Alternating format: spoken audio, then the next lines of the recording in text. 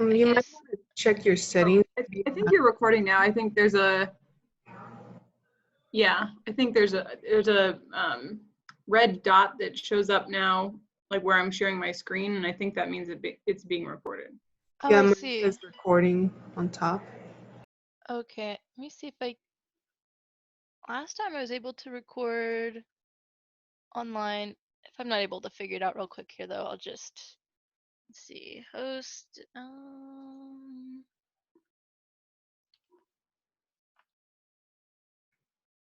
I might be able to. Nope.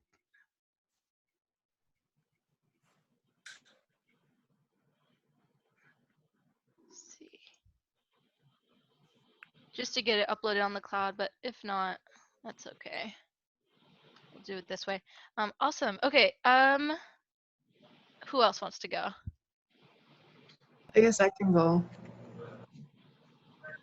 So my high is I finally went out and bought Shipley's donuts because I've been craving donuts Ooh, for 2 very weeks. nice. My low is that while getting Shipley's donuts, I got pulled over in my neighborhood Oh goodness, in your neighborhood, that's tough. because Gotcha. apparently the cop was trying to meet his quota and he was just like hiding in like near one of the houses and I didn't see him. So they're like officially doing quotas for all this stuff. My Yep, goodness. there's cops all over. Gotcha. But thankfully, I was able to lie to him. I told him I was 19 and that was my mom's car. He's like, okay, I'll give you a warning. Just take this as a life lesson. Don't do that again. Oh Oh, goodness. oh wow, that is so nerve-wracking. Gosh. I'm just a couple of y'all are, it says y'all are guests, so there's this button that says allow record. I'm just gonna click it in case it does something. Um, there you go. Okay. Um, I guess I'll go. Definitely high was a couple days ago. Got just warm enough to go swimming. I have a pool in my backyard, so I took Vega swimming, and gosh, she gets so happy. So that was a really nice moment there. She went chasing her squeaky toy in there and everything. It was good. Then for lows, I feel like it's just like feeling like I don't know about you guys, but for basically 2 weeks now I've been at home, and then feeling like it's not really making a difference because all we hear about is more people died, more people are catching it. It's not slowing down, so that's a just a continued low, I suppose. Yeah. But the good thing is, a lot of the people who are catching it probably already had it 2 weeks before. It's just the symptoms are showing now, or they finally got a test. That's right. Yeah, yeah, that's true. Um, I guess Ami, if you wanna join in the, the club. Cool. My highs and lows. My high is I feel like I'm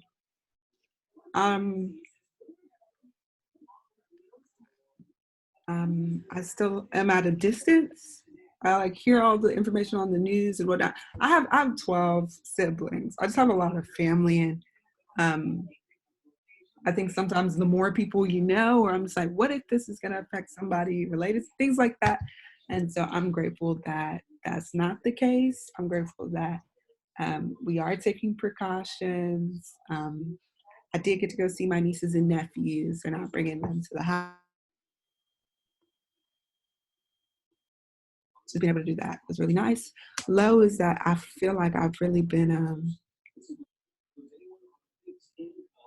been holding a lot of space for negative emotions. Not negative because they're valid. Like the negative parts of this, like graduation and things, I've been spending a lot of time just assessing the things that I've lost to the point where I forget sometimes the things that I have.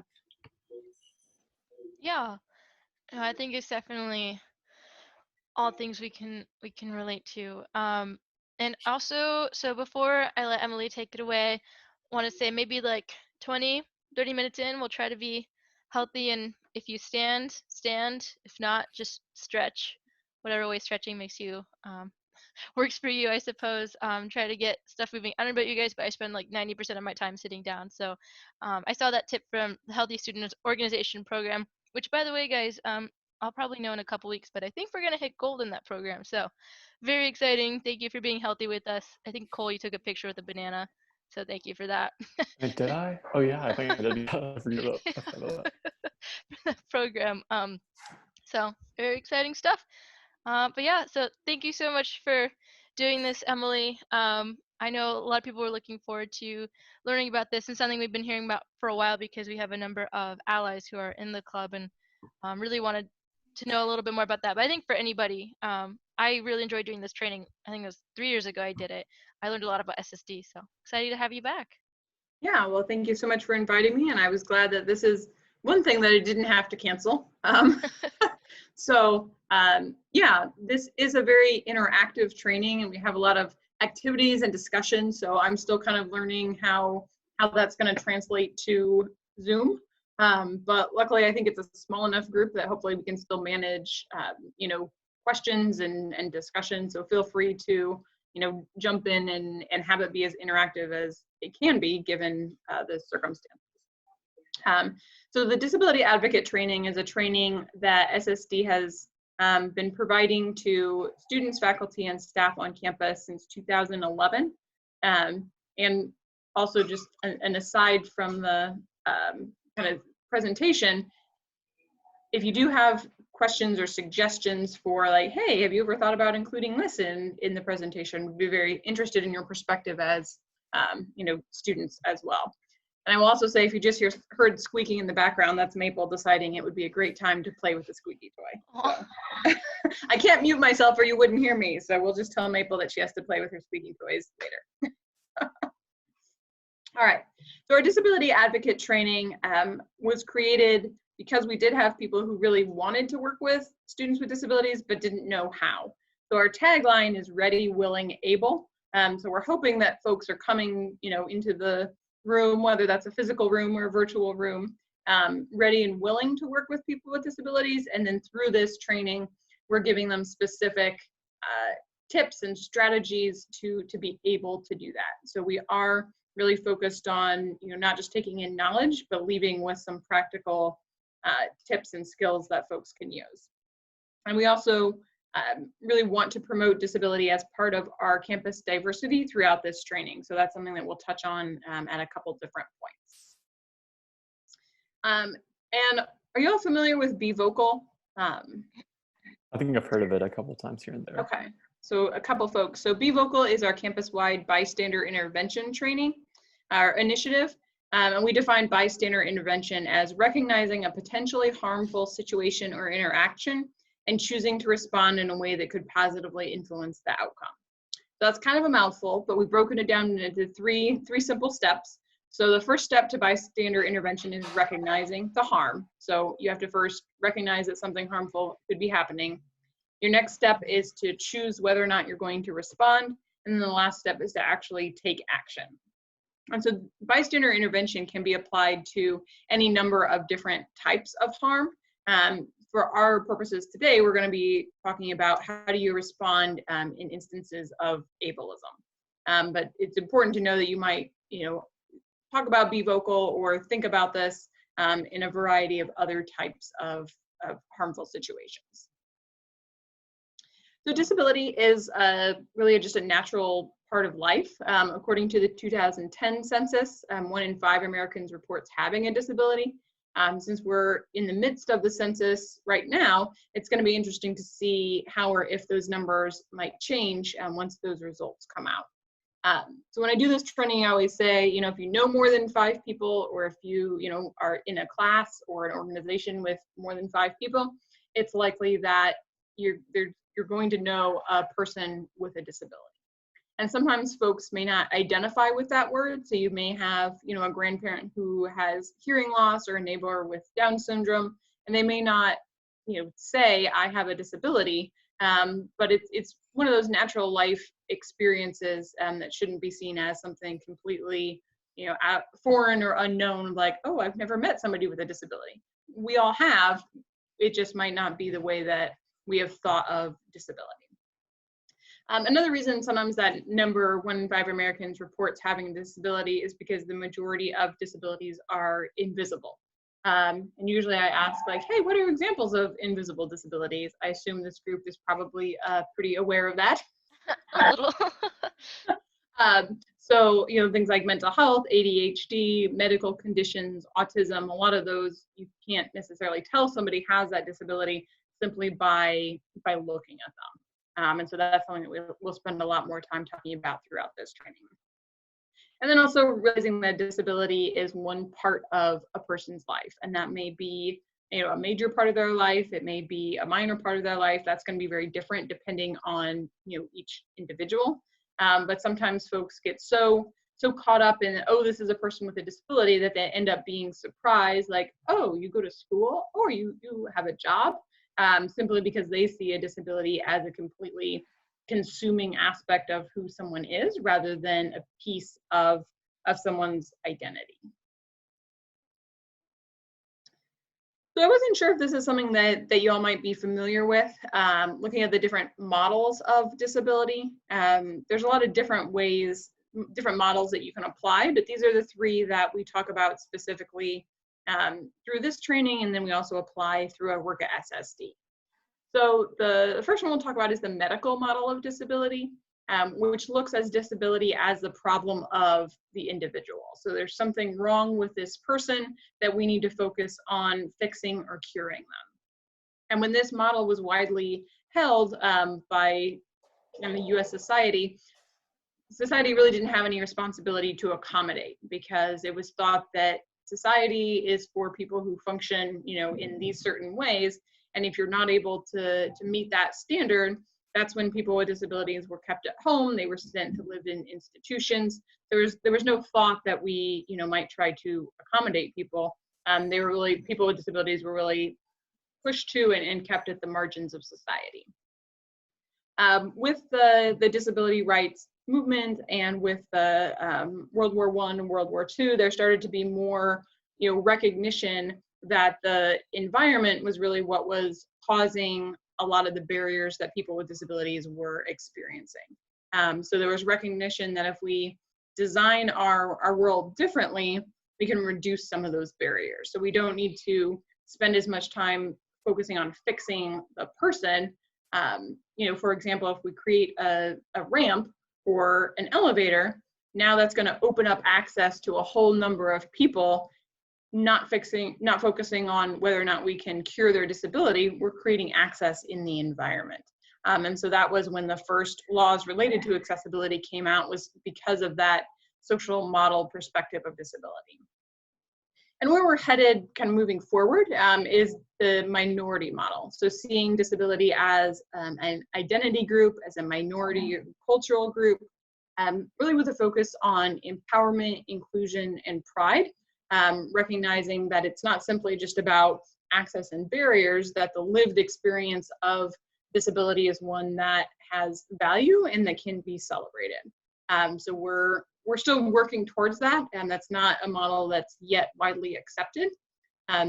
One reason that I am proud to be working at UT is because SSD is part of the Division of Diversity and Community Engagement. So a lot of disability services office are part of the health center or the counseling center or academic affairs. But at UT, SSD is in the same division as the Multicultural Engagement Center and the Gender and Sexuality Center. So disability at that high administration level is seen as, you know, as equal to those other minority-based groups. So that's exciting. We're still, you know, obviously have a lot of work to go for that to trickle down to the interactions that we're having every day. But I think it's a good start. Are there any questions about these different models? We'll look at a couple of examples of how this actually applies. But I know that can be kind of a lot to take in at first. So up on the screen now is kind of a visual of that. So there's an image of a person sitting, using a wheelchair, sitting at the bottom of some steps. There's a sign there that says, "Weigh in, everyone welcome," which of course is a little ironic. They think they're being welcoming by having a sign there, but the reality is that not everyone actually is welcome because they can't physically get there. So the medical model looks at this scenario and says, oh, this person's impairment is the problem. They should cure her or give her prosthetics. Where the social model disability looks at the scenario and says, oh, the stairs are the problem. They should build the ramp. And so this is the idea that we often hear from students about accommodations.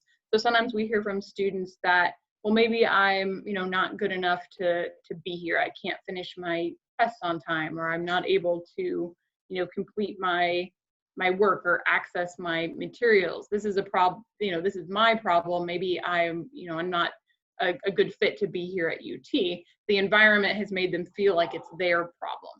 Whereas the perspective that we want students to have is realizing that the environment is what is causing this, because we've set up this learning environment that says everyone has to, do the same things in the same amount of time. Everybody has to, learn by showing up to class. And so we need accommodations to change that environment on an individual level. So that's what accommodations do. Instead of saying, oh, well, maybe we should entirely change our learning environment to be more accessible from the beginning. And I think we're actually in kind of a really interesting time right now from an accommodation perspective, because with everything moving online, there's a lot more thought of how can we provide access to a larger group of folks. So the status quo and the way that we've always done things has really been completely shaken up. And I think that's an opportunity to say, well, now that we have to do things differently, how can we do things differently in a way that builds in accessibility from the front end, rather than, kind of making it an afterthought after people have already experienced barriers. So it'll be interesting to see, when this is all over, do we go back to how we were doing it before, or can we, keep some of these lessons that we've learned that might really make for a more accessible learning environment and world in general, because we've all had to be more adaptable and flexible during this time. So another example of those different models has to do with the language that we use related to disability. So I'm going to put up 3 different statements that are basically saying the same thing, but in a different way. And we're just going to talk through which ones are a reflection of the medical model, the social model, or the minority model. All right, so our first one is person with a disability versus disabled person. So what are your thoughts on kind of which one might be the preferred way of saying that statement, or the more respectful way? Which one might be a reflection of the minority model versus the social model? What are your thoughts about that? This person with a disability versus disabled person.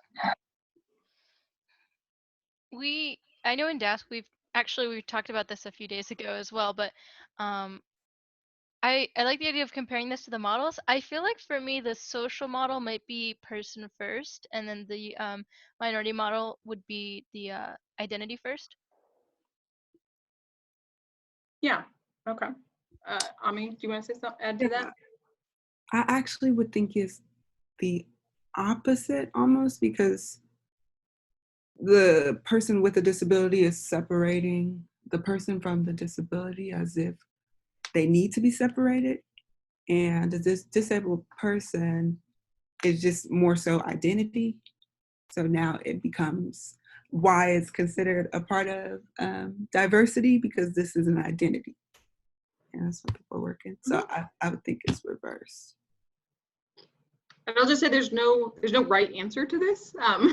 Or I think it could be viewed as reversed as well. Because I feel like I even challenge myself in my head and I see it both ways. I'm like, oh, this might be liked better. But it's like, oh, do I like this better because of what I'm thinking, or what I'm thinking everybody else might be thinking? Yeah. So historically, and language, changes over time. And so disabled person used to be the acceptable term. So that's what everybody would use. And then it went through a phase where like, oh, no, that's bad, because you're boiling down that person to just their disability. And now it's kind of coming back around again as a statement of identity. So identity first language, and saying, no, I do want to be called disabled, because to me that's the defining kind of part of my identity that I want to use or be described as. So interesting how it's kind of gone through all those different phases. And there still are people, who see this and think, oh, disabled person, oh, no, that's offensive. We don't want to use that. And so it leads to some different conversations about, how disability is viewed, that it's not a negative thing, that people can use that as a way to show their pride in their identification as a disabled person, not seeing it as a bad thing, but seeing that as part of their identity. Person first language is still seen kind of as the standard. So in a lot of, like in professional writing, person with a disability is used. SSD tends to use person with a disability, unless we're talking about a group that specifically has identified differently.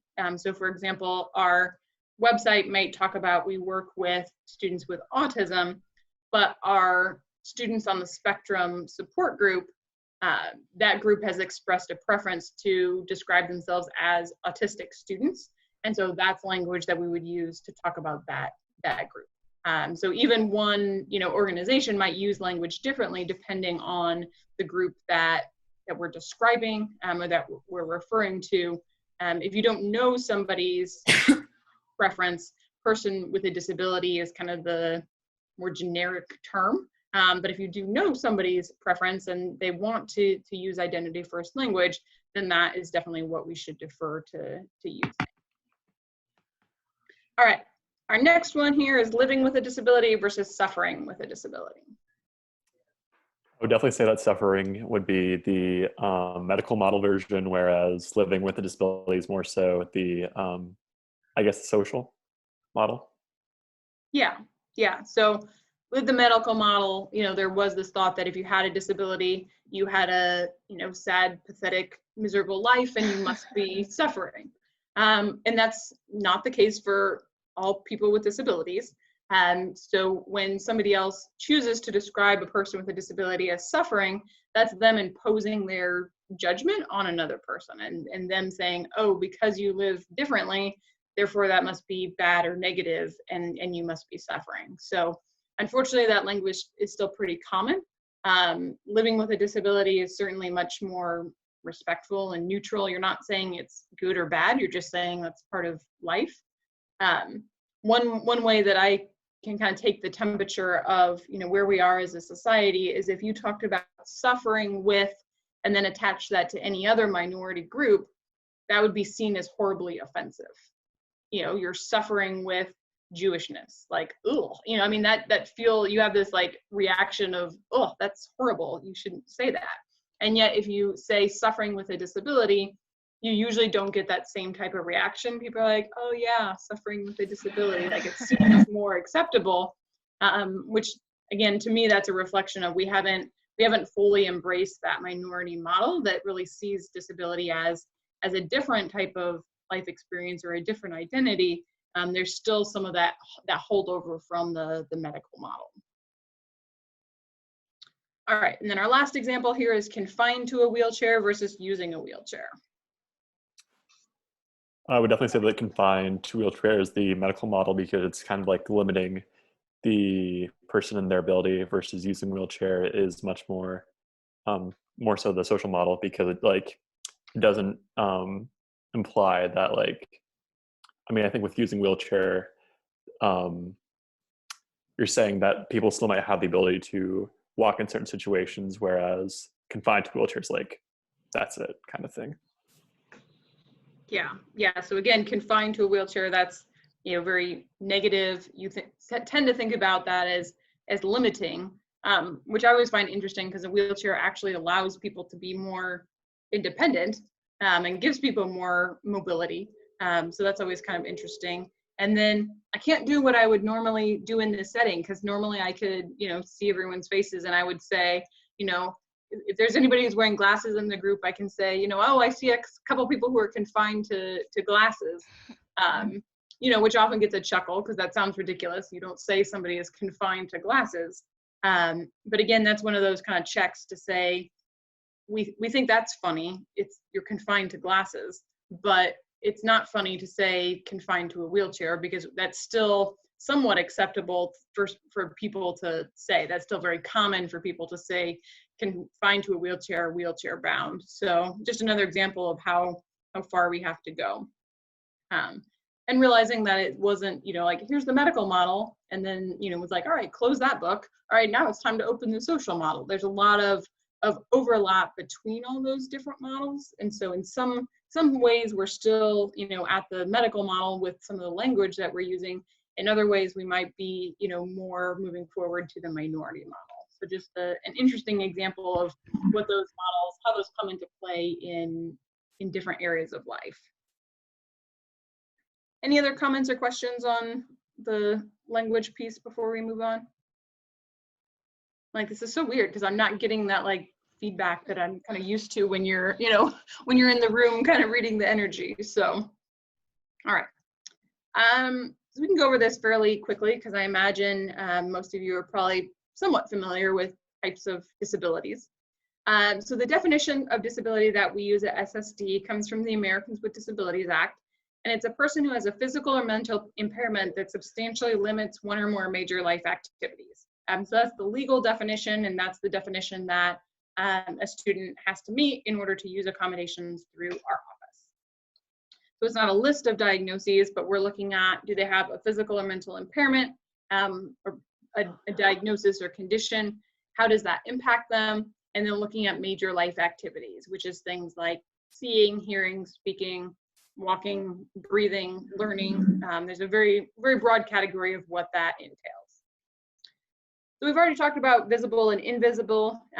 It's important to remember that disability can be unique to each individual. So you might have, 3 people who have the same diagnosis, but their lived experience with that could be very different, whether that's just due to the nature of the disability in that person, or it's the other, factors that make up who that person is. Maybe their access to resources or the family or cultural background that they come from. All of those are going to influence somebody's experience with disability. Some disabilities are stable, and some are fluctuating or progressive. So that means that some people might have their disability and they're dealing with the same impacts, day to day for their entire life. Whereas other conditions, if you think about something like epilepsy or diabetes, might change, on a day-to-day basis. For some conditions, maybe that's bipolar disorder, it might change kind of more from week to week or month to month. So just understanding that can really influence somebody's experience, whether there is that kind of unpredictable nature that they might be dealing with as well. So the types of disabilities that SSD works with are ADHD, autism, hearing disabilities, learning disabilities, medical disabilities, mobility disabilities, psychological or mental health, and then visual disabilities.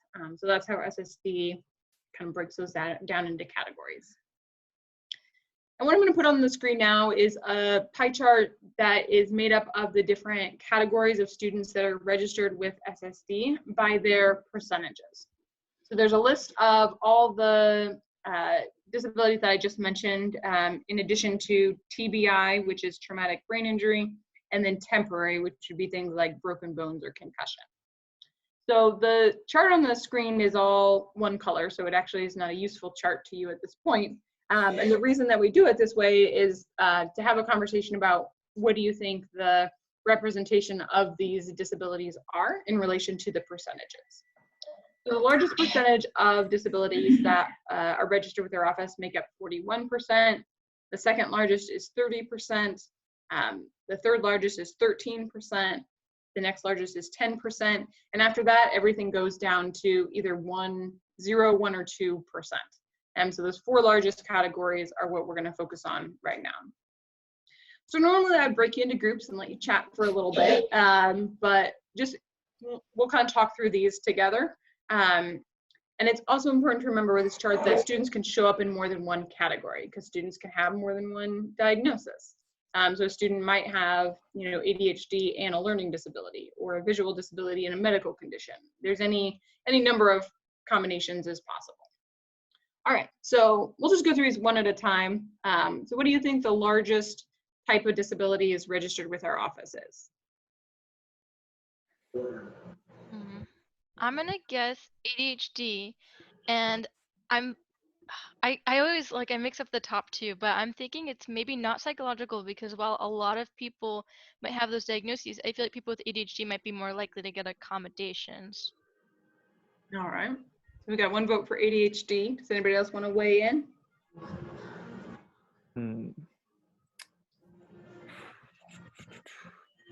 I was between ADHD and psychological.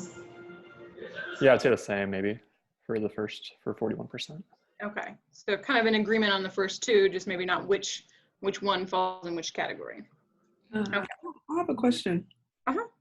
Does that make them, I don't understand how learning is different from those two, or how learning is not the whole thing, maybe? Yeah, so that's a good question. And it's, for SSD, we separate them in part by how they're diagnosed, and in part by the documentation that is required for them. You could easily have, for example, a category that was just cognitive disabilities, and that could include learning disabilities, ADHD, and mental health. So some of that is just a decision that SSD has made just from a organizational standpoint. It's easier to have like a set of guidelines for how you document ADHD different from learning disabilities. So there are some distinguishing factors in the diagnosis, and then also in some of the way that these conditions are treated, which is why we break those out into separate categories. And also, I mean, like learning disabilities might be like dyslexia, and then psychological is gonna be more like, depression, anxiety, stuff like that. Yeah. All right. So y'all were both, you were correct in which the top two were, but not the order. So psychological disabilities is our largest category. So that mental health makes up 41% of the students who are using accommodations through our office. And then ADHD is the second largest. And for years, those two were pretty close. But now mental health is a significantly larger category of disabilities that we are seeing in our office. All right, how about 13%? What type of disability do you think that represents? Honestly, I want to say temporary. Temporary, okay. For some reason. I'm just thinking it might be temporary. Any other thoughts? I'm gonna guess learning. Although I see colors on the screen, so I'm Yeah. assuming they're communicating. Sorry. It's okay. That was me. I got click happy. Well, I'm blind, so at least I'm still here. I'm gonna guess learning. I feel you, Cole, with the temporary. I just feel like a lot of people might not think to go to SSD. Oh, I gotcha. Yeah, that's true. All right. Any other input for 13%? All right. Well, learning disabilities is correct.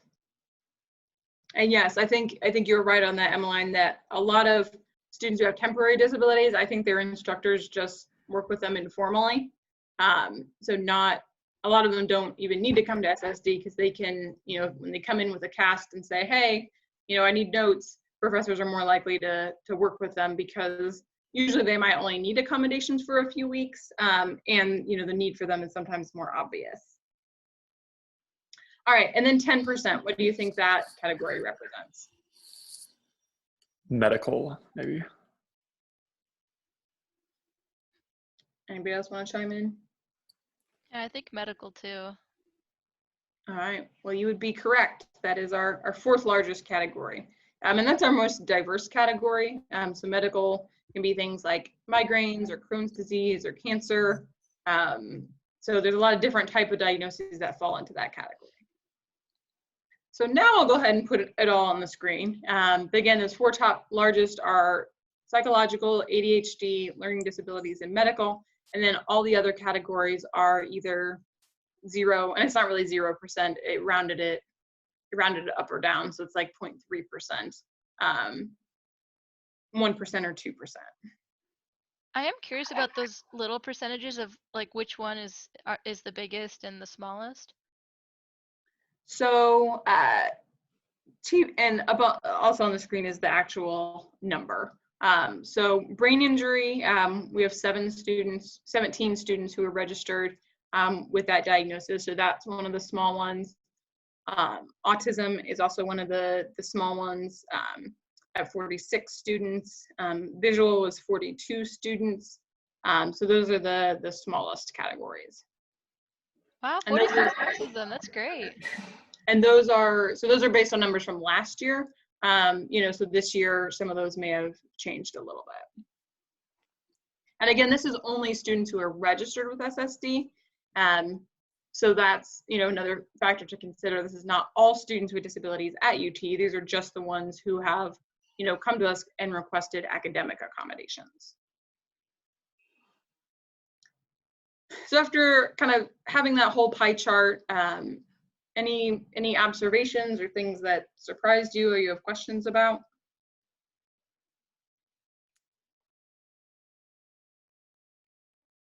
Here's a question for you. What is one thing that those 4 top categories have in common with each other?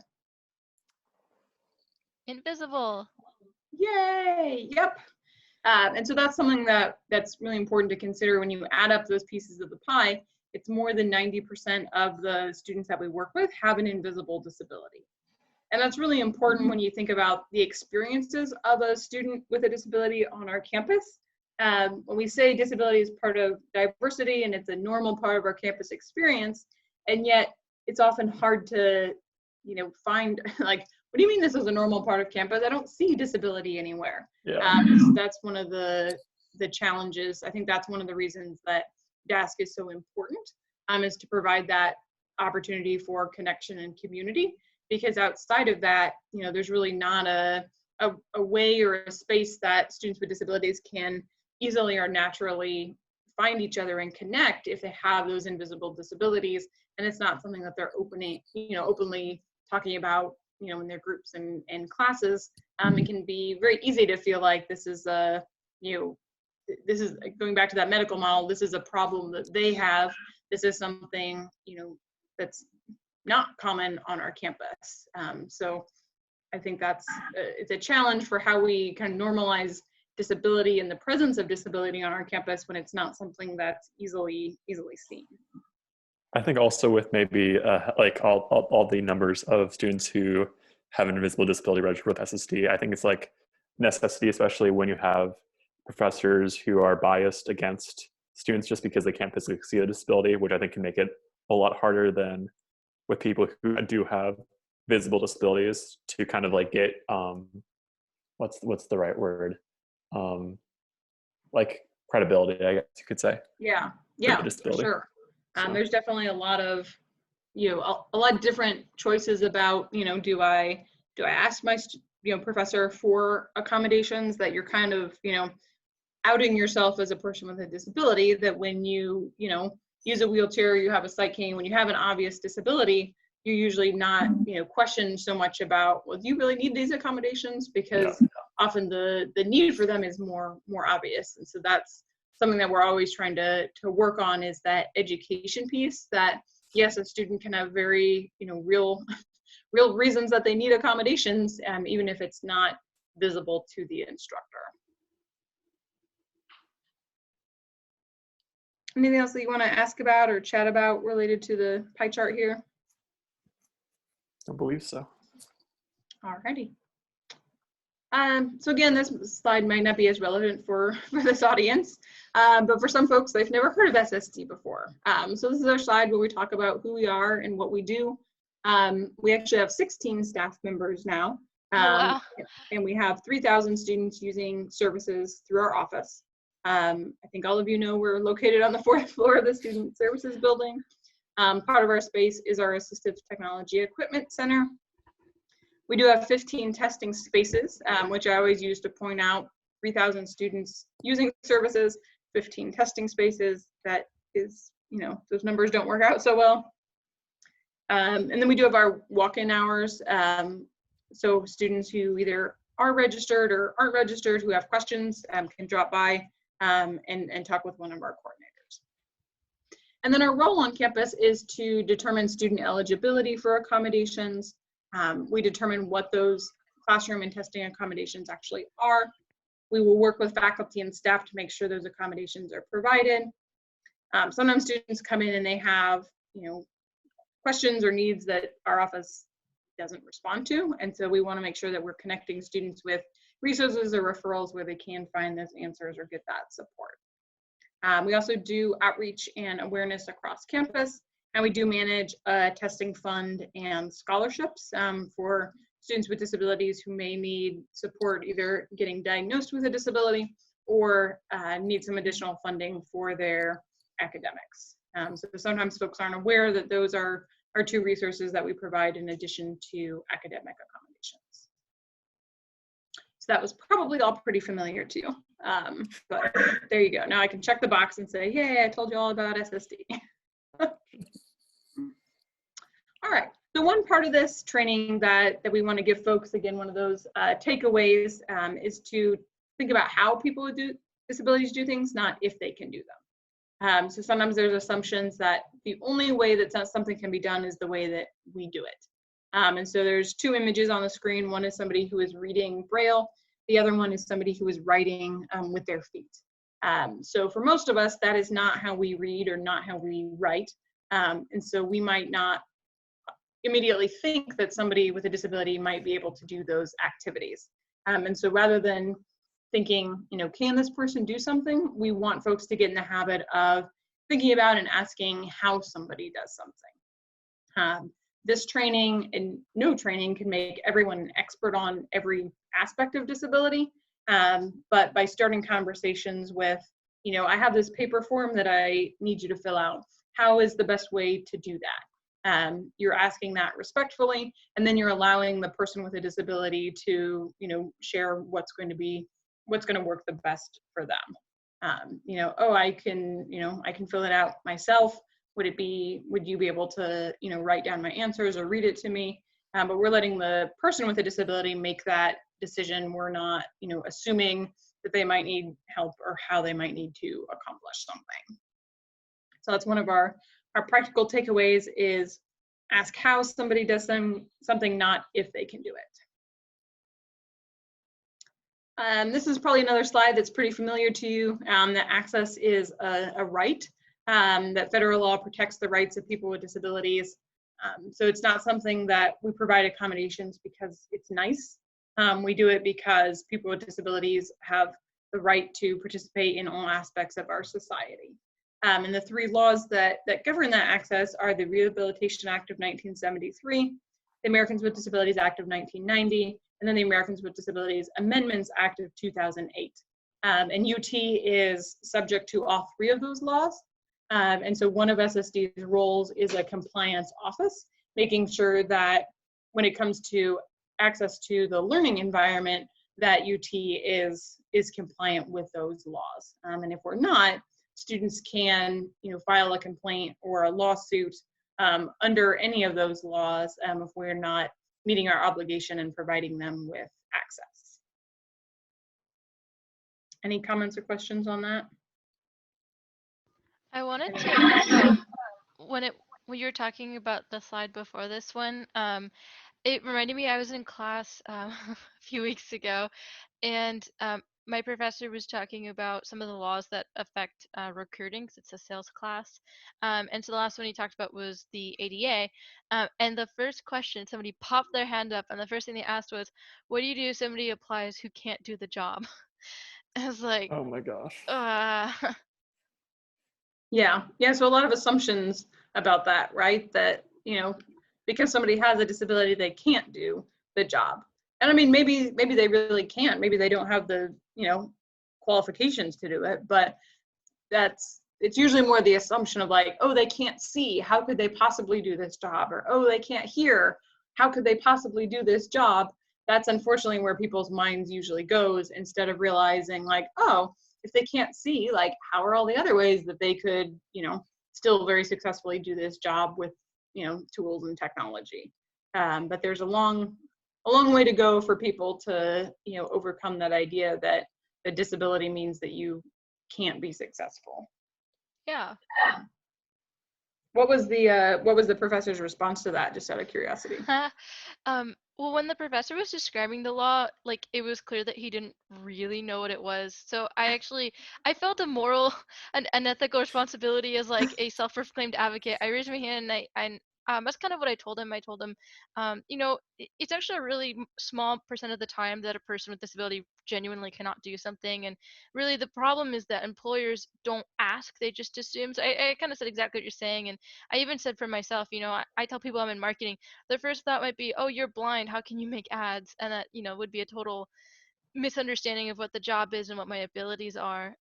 So I think sometimes people just need to reframe exactly what you're saying. That's what I said, and the guy was like, oh, okay. But, you're not going to reconstruct somebody's concept of disability in like a 30-second Yeah. response. But worth a Well, shot. yeah, and I think also, I think looking for those opportunities of like, well, maybe you made a dent in that, so maybe he's going to have a lot of, other experiences that are like gradually chipping away, and then like finally one day it'll, click. I love that optimistic attitude. You're right, Emily. I made a small dent, and there will be lots of other small dents. That was the first dent. So. Yes, there you go. That's sometimes what I have to do, I have to keep that attitude rather than just like, oh, all this is useless, I'm never making a difference, just realizing like, hey, eventually maybe it'll settle in. All right.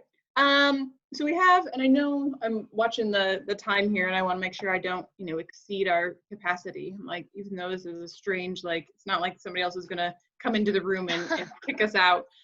So we'll do this activity, and then I can kind of wrap up. So talking about the federal laws, those require accessibility, but we also talk about inclusion. And so when you think about the difference between accessibility and inclusion, kind of what comes to mind, or how do you describe those as being different? Or do you think they are different? I definitely would say that they are different, because I think accessibility is like trying to do the bare minimum to meet compliance, whereas inclusive is like actively trying to do more to actually, include, for lack of a better word, include disabled people within the space to, discuss things and make for, just further community discussion. Okay, so accessible is kind of bare minimum. Inclusive leads to a little bit more maybe intentionality. Yeah. I would like to Go. You can go in. Cool. I would agree. It was a different subject, but it's very much on point. Someone was saying, or the way it was phrased, it could, as it applies to this, it would be accessible is like the head count. So do we know what access, who it might be for? But inclusive is like making every head count. So just like being more intentional about it is where we get to inclusive. Yeah, I haven't heard that before. I like that. It was on diversity versus inclusion, but I think in some ways it. Yeah. Yeah, and I think another dimension of that is like when people think of accessible, just think of the physical aspects of it, just providing, ramps, easier doors to access, but with inclusivity, that also means bringing disabled people into like more of a social aspect, like making programs and listening to people with disabilities, and I don't really know how to explain it, but yeah, kind of like that. Yeah, I think you're right. Accessible, people think like, oh, ramp, okay, now we're done, rather than realizing, what are all the other types of barriers that might be present that need to be addressed. Nice. Okay. Well, I like all of your examples and descriptions better than what I have, but I'll go ahead and put mine up on the screen. So accessible is capable of being used or seen, available, easy to speak to or deal with. So as y'all have mentioned, kind of that, compliance check or that bare minimum, whereas inclusive, we define that as meaningful participation and a sense of belonging. And that comes from the DDCE value statement. So exactly what I think both two of you were getting at in that, what is that? It's not just can you get in the room, but what is your experience once you're there? So we have to be accessible, that's required by law, but we want to be inclusive. I think if hopefully every member of the university would say, yes, we want everyone to have meaningful participation and a sense of belonging. So to put this into play, up on the screen, there's two different images that have layouts of a classroom or auditorium style seating.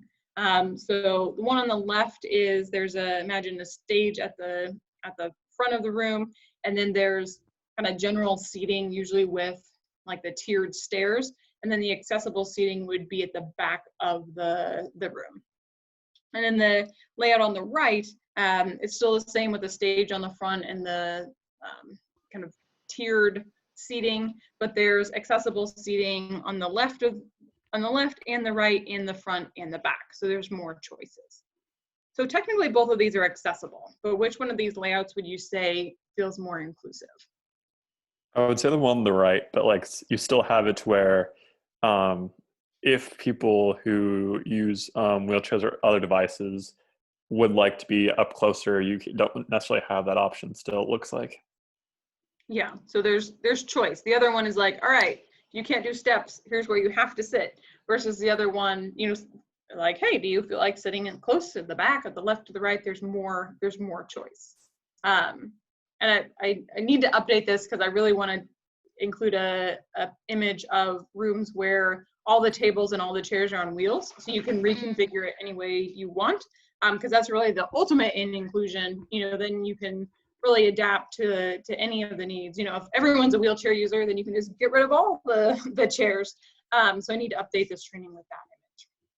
All right, so one of them is inclusive, but unfortunately, probably all of you have been in classrooms like the one on the left where the accessible seating is only at the front or only at the back. So if you have that type of seating option, do you have some ideas about how you can creatively interact with that space in a way that would still allow somebody to have meaningful participation and a sense of belonging, even if they did have to stay at the front or the back of the room? Maybe if everybody else just moved to where they are. Okay, yeah, yep. So rather than leaving them like at the back of the room by themselves, like, hey, why don't we all kind of, sit to the back of the room? Any other ideas? If it's appropriate, or like it doesn't really change everybody's, like for example, like even maybe the professor speaking from the back of the room and everybody just kind of turning around for like a lecture. I know that's not always the best thing. If you're recording up front, then that changes things, but I think that could be like an exercise, or see what is it like for the professor to cater to that student while also able to cater to everybody else. Yeah, yep. There was actually a professor who did that, and they joked about it. They called it a flipped classroom, because they like physically flipped the classroom, the front to the back. Yeah, so those are both, examples of it. Sometimes you're stuck with a space that is less than desirable. And it could be easy to think like, oh, well, there's nothing we can do. Like, it's just not inclusive. But really wanting people to be creative and to realize that just because you're stuck with something, there's still options. You can still look around and say, who's being included, who has access, who doesn't have access, and what are the options that you have, in that moment to make that difference. And then, maybe later you're like, oh, maybe we just won't use this room anymore, for a meeting or an event. So that would be, a different way to respond. But even in that moment, being aware of who has access and creative ways that you might be able to reduce that feeling of, otherness or not being able to participate. All right, for time's sake, I'm going to skip through a couple of these. I do just want to point out that reducing barriers is everyone's responsibility. And so on the screen, there's a list of different departments on campus that are responsible for different aspects of accessibility. So there's housing and food, information technology, parking and transportation, services for students with disabilities. And so sometimes people think that anything accessibility related comes to SSD. And we are, we're a part of the accessibility work that's being done on campus, but we don't, create accessible parking spaces. We don't build sidewalks. And so realizing that everyone has a role to play on campus.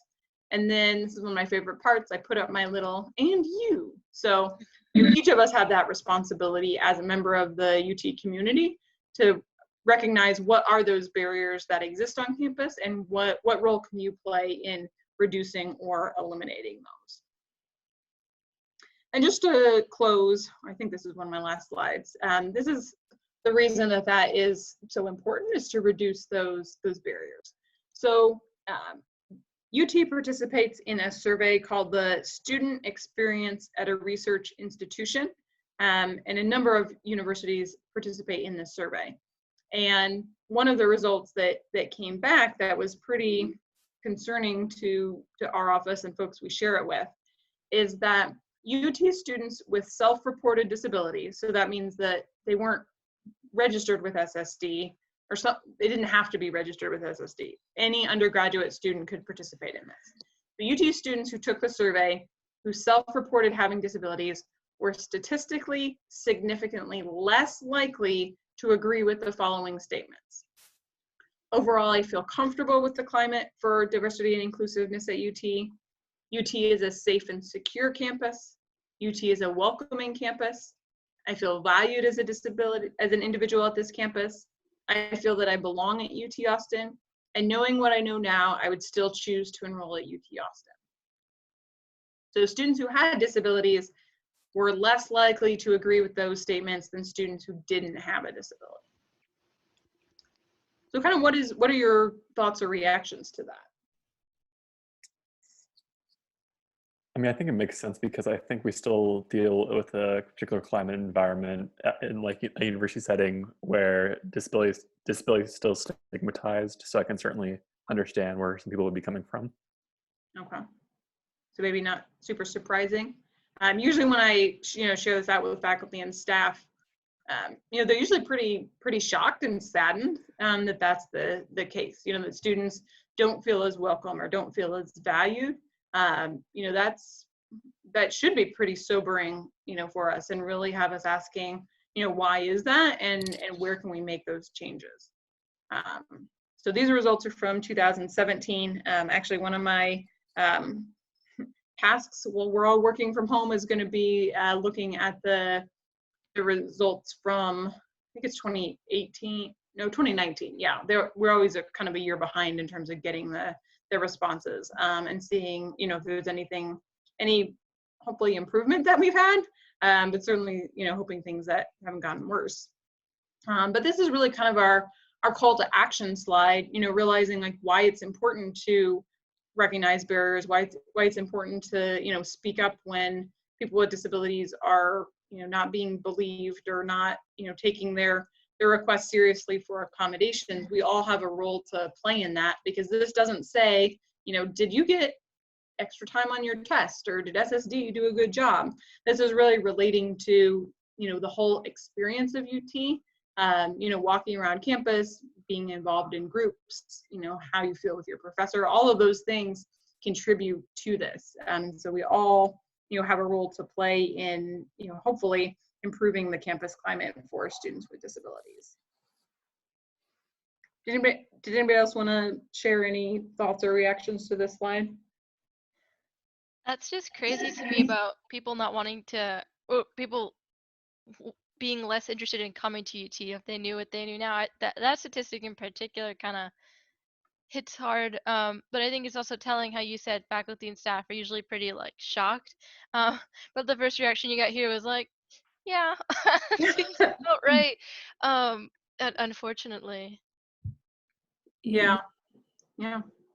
I wanted to add that I was grateful for these responses, because I think that if I would have taken this survey, I think I like consistently see all of this is gaslighting, and I probably can feel comfortable, or I do feel safe. But I wonder if even the way it's questioned, what the difference would be if they say like majority of the time, or for a significant amount of time. Because although I'm like, wait, I have found the people in the clubs to where I feel welcome, I think if the question was worded differently, like, is your overall experience, or is like, or even the, and I'm sure I know a lot goes into how we question in surveys and whatnot, but I'm like, so it's like, oh, at any time or for a significant amount of time, does UT feel like a welcoming campus? I wonder if that opens up people to give more honest answers. Like, I'm happy that it's results that are shocking, and for professors to really look into, professors and faculty, but I wonder if there's some ways that things are worded, or even if the way it's presented, people don't understand how much significance the survey is holding, if you could actually be honest, you know? Yeah. And, you know, this is just one, you know, one piece of the survey. I mean, there's actually a lot of really interesting information. Like, one of the pieces that I found really interesting was that students who said they had a disability, so again, that same group, said that their professors were more likely to know them by name than students without disabilities. And, you know, that's an interesting one, because I think often, you know, students with disabilities might feel like, you know, it's a negative thing, like, oh, I have to talk to my professor, I have to, you know, talk with them more about my accommodation letter, and they feel like that's a bad thing. But, you know, I mean, that result was like, but that means that, you know, you actually might have an opportunity to have more of a relationship with your professor, you know, and how could that be seen as a positive rather than something that's potentially a negative? Yeah, true. Yeah. And one thing I really want to do, try to do more, and hopefully this might be able to be a partnership with DASC, is figure out how we can add more student voice and experience to our trainings. You know, because I can, you know, get in front of a group and talk all I want, but, you know, this type of thing where we're hearing from students, or, you know, hearing, you know, I mean, again, exactly like you said, Emmeline, like presenting to this group and being like, yeah, this seems about right. You know, that's, you know, I think that's powerful, that, you know, for faculty and staff to be able to hear more about what your everyday experiences are like and how that impacts you.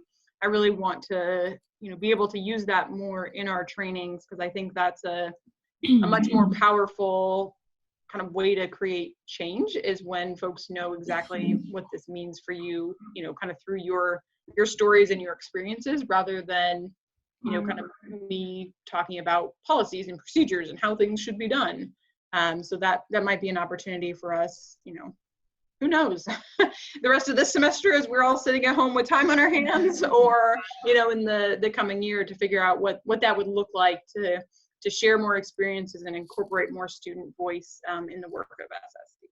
So I had a question for you, Emily, about your opinion on the Archer Challenge. I've heard positive and negative thing about it, but I wonder why, or if there's some kind of overall, what did you learn from this? What does this teach you kind of thing that they go through? But I don't really know much about it. If anybody on the call knows what happens at the end of their challenge, and also your opinion. Yeah. So research, there's been a lot of research that's been done about disability simulations that shows that it actually can lead to negative outcomes, because, again, going back to that minority model, you would never say to someone, you know, put on a yarmulke and walk around for an hour and you'll understand what it's like to be Jewish. Or, you know, put on a hijab and you'll know what it's like to be Muslim. That's very, you know, people would be like, that's very minimizing, and can't begin to encompass, you know, what somebody's life experience is by, you know, kind of walking in their shoes for a day. And so from that perspective, when you think about, you know, disability simulations, it's kind of the same thing. Putting on a blindfold and walking around for an hour is not equivalent to, you know, somebody who has lived with a visual disability, you know, for a period of time. So it often leads people to have a more negative outcome, because they're only experiencing it as something strange and foreign and hard. You know, like, oh, it's so hard to use a wheelchair, or, oh, it's so scary to be blind. That's what people come away with, rather than realizing, you know, that it's a different life experience, and there's lots of tools and strategies, you know, that people use to live their lives, that doesn't make it, you know, hard, and it skews some people's experience and think that they can relate when they're really not relating. I've personally had, you know, people come up to me after they've done Archer's Challenge and say, man, I just don't know how you do it. It's so hard to get around in a wheelchair. You know, which is not like, that's not the message that you want people to take away from. But simulations are very flashy, they're very attention getting, they're very popular. But personally, our office does not kind of endorse them or engage in them for those reasons, that it's not a research-based way of education or behavior change, and it makes people think that disability experience can be boiled down to, you know, an hour of using a wheelchair or being blindfolded. So that's kind of my stance and our office's stance. We've done activities that are different. So like at our tabling events, instead of having somebody, you know, put on a blindfold, and I think some of you have maybe done some of these activities, we have one of those, like, well, for visual disabilities, we print out, you know, like a short story or sentence in like size 6 font, like teeny tiny, and then ask people to read it. And they're like, oh, I can't do this. And then we hand them a magnifying glass, you know, and they're like, oh yeah, that's a lot, you know, that's a lot easier. So having them realize, like, oh yeah, it's not your eyes that are the problem, it's that the environment has, you know, was not set up in a way that was accessible to you. Here's a tool that you can use in order to, you know, access it. And then we engage people in a conversation of, you know, if you had to complete an exam looking at that tiny font, you know, how do you think you would do it on an exam? And people are like, oh, that wouldn't be fair, it would take me forever, my eyes would be so strained. So we talk about, like, exactly, so that's why students with disabilities, you know, might get extended time, or they might use accommodations. So we're not giving them a try what it's like to be blind. We're trying to create that, here's the environment is not accessible, and then we're engaging them in a conversation. And that seemed to go over pretty well. Like, people really seem to kind of get it. So that's been a strategy that we've tried, that it's still hands-on and it's still something that is interactive, but it's not a disability simulation. So that was a really long answer. But that's kind of the approach that we've taken. Thank you. Thank you. Yeah, I know it's something that I think, yeah, pretty much everybody on this call's been to Disability Fest, and we put a lot of thought into different ideas. I know for the white cane maze, I thought a long time about having people try to go through it without a cane, and I thought someone's gonna like break something. But definitely at every station, we're really intentional about having people with those disabilities there who can kind of debrief and talk about it and go through the whole, like, explaining how it is. I know also for the wheelchair, we were thinking, okay, what if we had a wheelchair user like kind of almost race people through it, but then it was same thing. It was like, oh, there's gonna be someone who's like a little too much into it. So it just kind of settled back into really intentionally debriefing afterwards and kind of trying to give that image. Still not perfect, but a lot of people have asked me about Archer's Challenge, and I can always tell them for one thing's for sure, it's very controversial. Yeah, yeah. And another thing, you know, because I've been to, you know, several of the disability fests, like, what I've heard people, you know, take away from that is like, man, when you have a, you know, an obstacle in your way or a scooter, like, it's really annoying and frustrating. Yeah. And so, like, that's, to me, that means it's a success, because people aren't leaving, you know, with that, like, oh, I'm so sad for all the people with disabilities. They're leaving thinking, oh, I should not leave a scooter in the pathway, or if I see a scooter in the pathway, I should move it. So they're more focused on that environmental rather than, you know, the experience of, you know, that's so scary and sad. And I think it's, you know, having people with those disabilities there, I think you're right, Emily, that's really a key piece, you know, in showing, like, hey, you know, it took me a long time to learn how to, you know, do wheelies and hop over cords, you know, sharing that, you know, the first time we did all those things, it was hard for us too. I think that really changes the dynamic of it, rather than just putting people, you know, in a wheelchair and being like, go out and struggle. Yeah. Well, thank you, Emily. And I also, as far as getting student input, I know since our disability fundraiser was canceled, which actually, speaking of earlier accessibility versus inclusion, um, we had met with the SAC right before, and they were going to set up a stage for us, but they were going to put a ramp, but no stairs. I was really excited for that.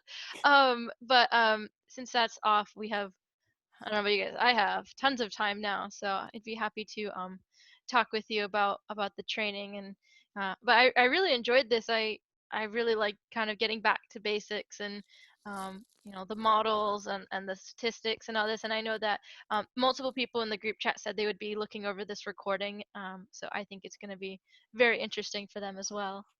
Great. Well, thank you so much for inviting me. Sorry I went over time. Yeah, and definitely maybe we could set up a call in a week or so, because I would, you know, really like to use this time to figure out, you know, what are some ways that we might be able to incorporate more student experience into, you know, our website and into our trainings and into some of our materials. So this might be a perfect opportunity. Totally. All right. Well, I know I'm sad that I'm not going to see you in person the rest of the semester, and for those that are graduating, that feels very you know, there's not a lot of closure. I want closure, and that's not going to happen. So Well, not for now, but hopefully, actually, do you think disability graduation is going to happen whenever they do whenever they reschedule commencement and all that? we might try to do, you know, when we do the rescheduled in-person one. Mm-hmm. Yeah. Yeah, I would certainly like that, and we're still talking, and actually I'm going to get input from our student advisory committee, and would also be interested in any of your input. The Gender and Sexuality Center is doing kind of a virtual lavender graduation, and so that's something that we're kind of considering, like, is there a way that we might be able to do something virtually this year, you know, in May for students who are graduating. So if you have any thoughts or ideas on that, would certainly like to hear that as well. I vote yes. Okay. Well, Emily, I definitely would like to just chat kind of about end of the, you know, year kind of DASC wrap up things. So yeah, if other DASC members have thoughts or opinions, I would be very interested in, you know, figuring out how we can still do something, just maybe in a, you know, obviously not an in-person format. Absolutely. Awesome. Great. Well, y'all take care, and SSD is still working. We're working from home. So if there's anything you have questions or concerns or anything that you need, you can still get in touch with us the same way, just not by going to the SSB. Awesome. Thanks so much. All right. Thank you. Thank you. Have a great evening, guys. Y'all too. Bye. Bye.